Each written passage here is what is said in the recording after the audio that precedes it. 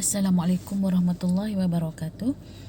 Baiklah, pada kali ini kita sambung sifat kimia bagi unsur-unsur kumpulan 1. Pada pembelajaran yang lepas, kamu dah belajar mengenai sifat-sifat fizik bagi unsur-unsur kumpulan 1, dan pada hari ini kita lihat apakah sifat kimia bagi unsur kumpulan 1. Unsur kumpulan 1 mempunyai 1 elektron di dalam petala valensnya.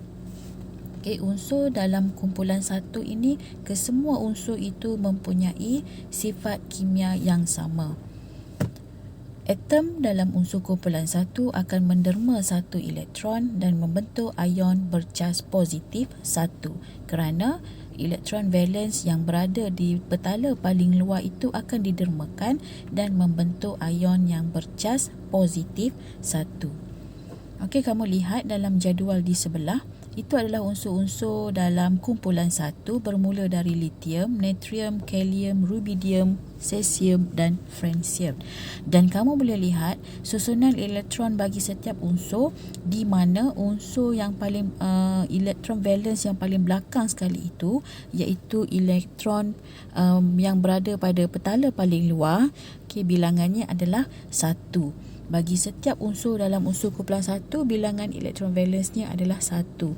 Jadi sebab itulah semua unsur bermula dari lithium sehingga francium mempunyai sifat kimia yang sama. Unsur-unsur ini boleh bertindak dengan air dan juga unsur bukan logam yang lain seperti oksigen, klorin, dan mereka boleh membentuk sebatian yang baru. Semua unsur kumpulan 1 mempunyai 1 elektron valens, dan semasa tindak balas kimia, unsur itu akan menderma elektron valens itu tadi untuk mencapai susunan elektron gas adi yang stabil. Ataupun kita panggil sebagai susunan elektron duplet ataupun oktet. Maka apabila unsur-unsur ini mendermakan elektronnya, kation akan terbentuk dan mempunyai cas positif 1. Okey, kita lihat dulu sifat kimia bagi unsur kumpulan 1 yang pertama, iaitu apabila unsur ini bertindak balas dengan air. Sebagai contoh, M itu kita anggap dia sebagai unsur kumpulan 1, di mana M apabila bertindak balas dengan air, M ini adalah unsur kumpulan 1, bertindak balas dengan air H2O, dia akan menghasilkan satu larutan yang formulanya MOH, iaitu larutan yang beralkali, dan juga tindak balas ini akan membebaskan gas oksigen. Maksudnya di sini, apabila unsur kumpulan 1 bertindak balas dengan air, kita campurkan dengan air, maka dia menghasilkan satu larutan yang beralkali dan juga dia boleh membebaskan gas hidrogen. Kita lihat contoh unsur lithium, apabila bertindak balas dengan air, dia menghasilkan larutan lithium hidroksida dan juga membebaskan gas hidrogen. Contoh yang kedua, unsur natrium bertindak balas dengan air, menghasilkan natrium hidroksida dan membebaskan gas hidrogen. Dan ini adalah gambar rajah apabila aktiviti tindak balas unsur kumpulan 1 dijalankan dengan air. Di mana dalam gambar ini diberi contoh lithium. Lithium dipotong dalam saiz yang kecil sahaja, kemudian lithium tadi diletakkan di dalam air. Apabila lithium tadi diletakkan di dalam air, lithium tadi dia akan terus menghasilkan nyalaan api, kerana unsur kumpulan 1 adalah sangat reaktif. Jadi dia boleh bertindak balas dengan oksigen. Dia boleh terbakar dan menghasilkan nyalaan api. Jadi apabila kita letakkan lithium tadi ke dalam air, api akan dihasilkan, menunjukkan tindak balas berlaku. Dan apabila lithium tu sudah habis terbakar, dia sudah habis bertindak balas dengan air, maka dia akan menghasilkan larutan lithium hidroksida, dan pada masa yang sama dia juga membebaskan gas hidrogen. Langkah-langkah untuk menjalankan aktiviti ini adalah yang pertama, potong seketul kecil litium dengan menggunakan pisau kecil.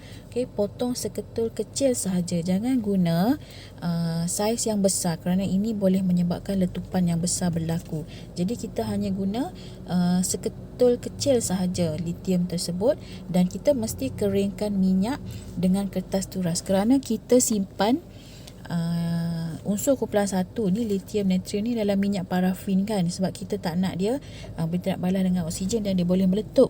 Jadi kita simpan dalam minyak. So bila kita nak guna, kita keluarkan daripada minyak, kita mesti keringkan dulu minyak tu menggunakan kertas turas. Lepas kita potong, kita letak atas kertas turas supaya minyak tu diserap oleh kertas turas. Barulah kita boleh jalankan langkah yang seterusnya.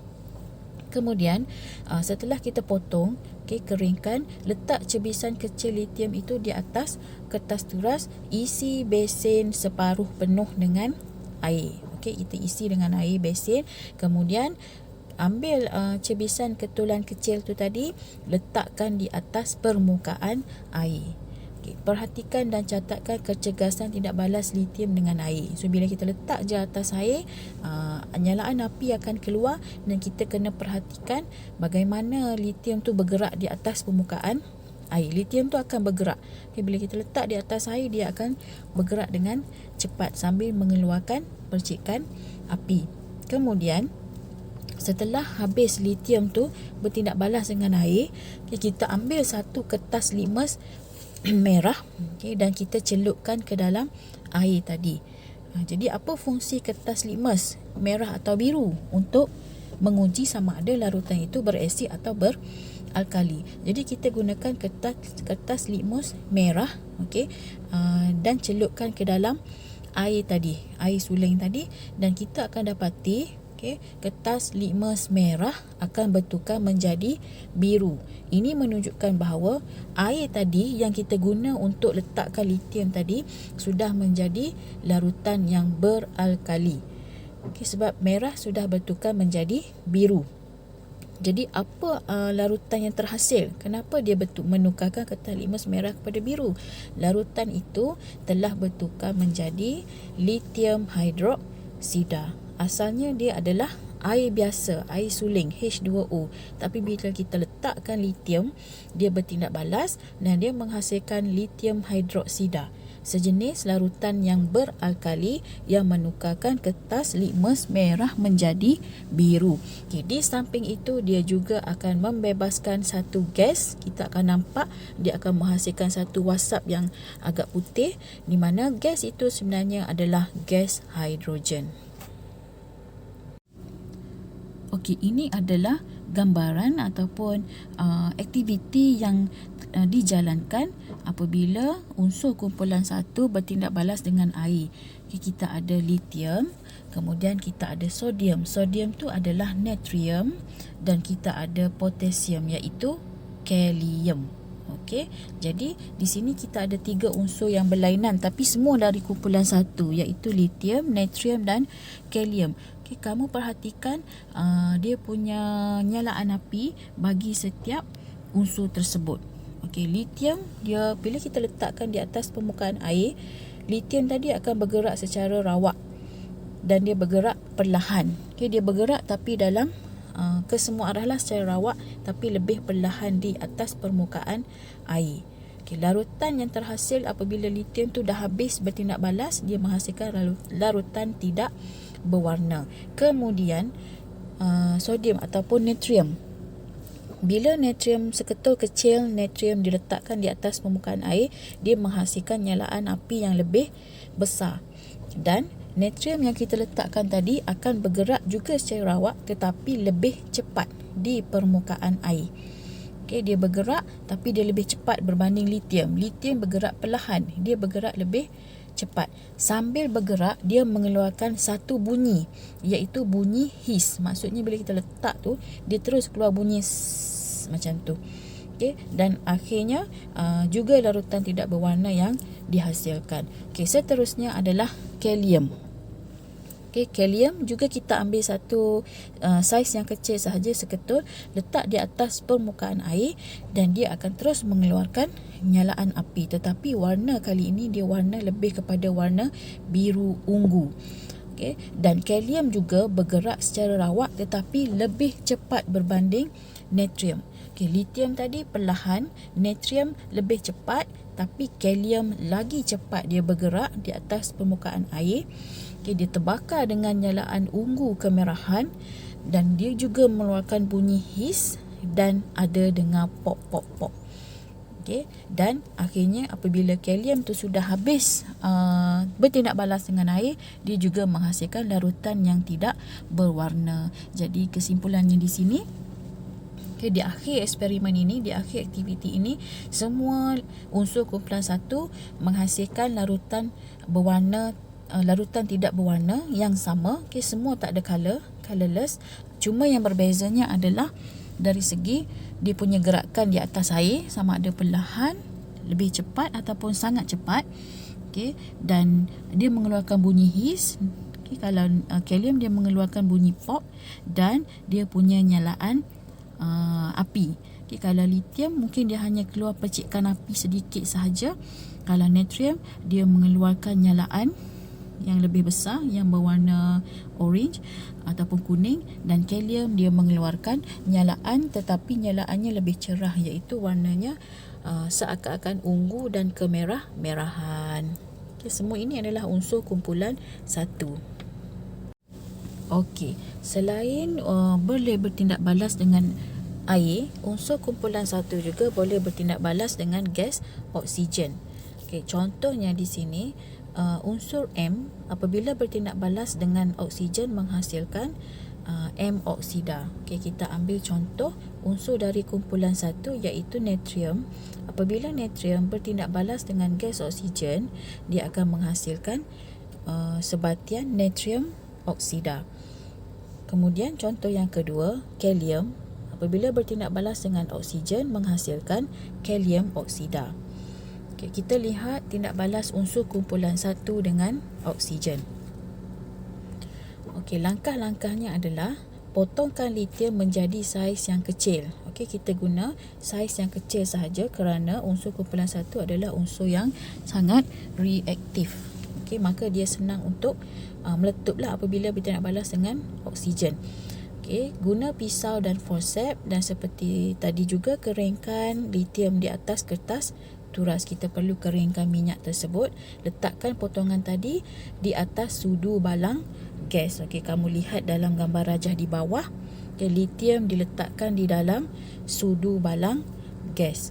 Kemudian panaskan potongan itu tadi sehingga ia mula terbakar. Okay, kita panaskan dulu potongan dan kemudian apabila dia sudah terbakar, masukkan sudu itu cepat-cepat ke dalam balang gas yang berisi gas oksigen. Kita bakar dulu di luar, letak lithium tu di atas sudu balang gas. Okey, bakar sehingga keluar nyalaan, dia terbakar, dan bila dia terbakar terus masukkan ke dalam balang gas yang berisi gas oksigen dan kita tutup dengan cepat. Seterusnya, kita tunggu sehingga tindak balas tu selesai. Maksudnya api sudah padam. Apabila tindak balas selesai, tambahkan 10 cm padu air ke dalam balang gas tadi dan goncangkan.